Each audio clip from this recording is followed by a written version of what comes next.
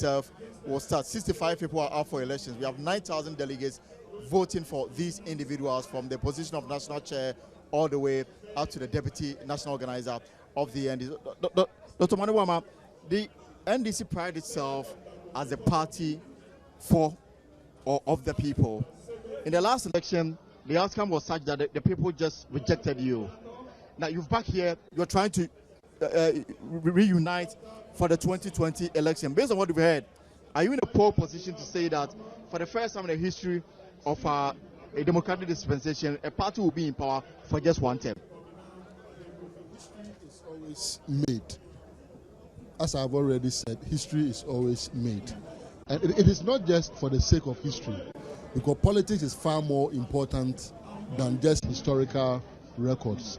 The fact on the ground is indicative of the reality that there is excruciating hardship as a result of the economic pain that the President Akufo-Addo government has exerted on Ghanaians. Doesn't it also mean that the foundation is so weak that it cannot support what we are witnessing now? Let me just cite one antithesis to your foundation argument. We laid a foundation based on which the World Bank predicted that in 2017, Ghana's economy was going to grow at about 8%. It did grow. Right.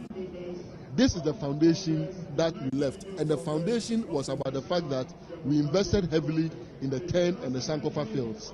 This is a foundation that not even the president himself can refute. So the foundation was very strong. However, we have seen mismanagement by the President Akufo-Addo administration. What do I mean when I say this? Just imagine a government that decides to almost triple, if not more, the allocations to the presidency.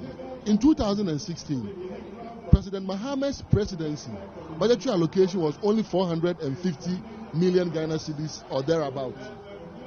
In 2017, budgetary allocation to President Akufo-Addo's presidency was a whopping 1.2 plus billion Ghana cedis. Isn't it because of the fact that we have so many organs now operating under the office of the president? One district, one factory, the president's special initiative, for example. Are we to say that President Mahama also didn't have several other initiatives that were also taking place? I saw Honorable Rashid Popo just pass by. He operated from it and he was in charge of the private sector and several others. The fact of the matter is that there has been an unnecessary quantum jump, and this has gone into consumption. When I say consumption, the figures also demonstrate this.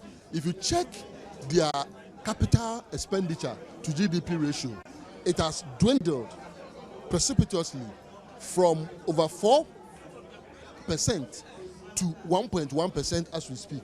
And when you do this, and you borrow and borrow and borrow, and you decide to spend that money on consumption, you do not expect anything but the hardship that Ghanaians are facing. Let's face it, it is a cruel testimony that as we speak, fuel prices have been increased 17 times by this administration. Not 5, not 10, not 15, not 16, but 17 times within 22 months by this administration. Is it self-inflicted or, events around the world? This administration could have done something about it. And what do I mean by this? Let me explain. We put in place the energy sector levy, which they vehemently opposed and even indicated that if they came into office, they were going to scrap it. Ask yourself, why didn't they scrap it? They promised Ghanaians. Ghanaians are a sovereign people.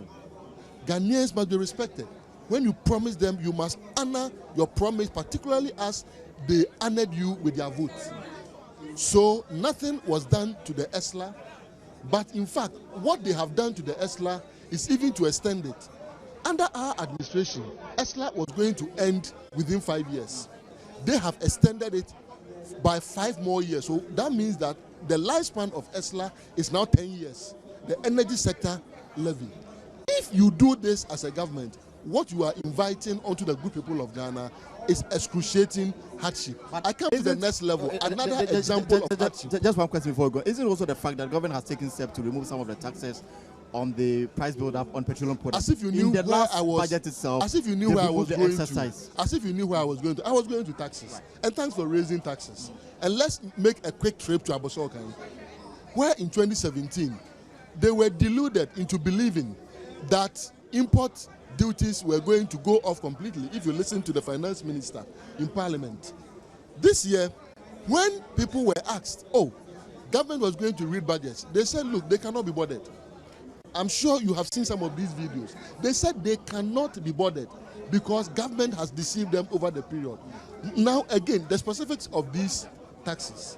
This government has not been candid with Ghanaians.